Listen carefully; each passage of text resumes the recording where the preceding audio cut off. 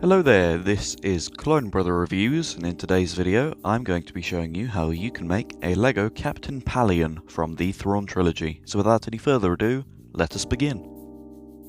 Firstly, the legs come from this Batman minifigure.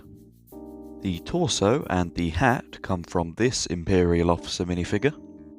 The head comes from Colonel Yularen, which I now own. And finally, the cape comes from Gandalf the Grey. If you've built your minifigure correctly, it should now look like this. If you haven't built it yet, pause here for time to build it. Overall, I'm quite pleased with how this minifigure has turned out, and I hope everyone else is too. I decided to make it after a Mariah Gloria del Carmen left about 50 different Imperial Officer ideas in the comments of an old video. If you enjoyed this video, I'd recommend giving it a like and maybe subscribing to the channel if you're new.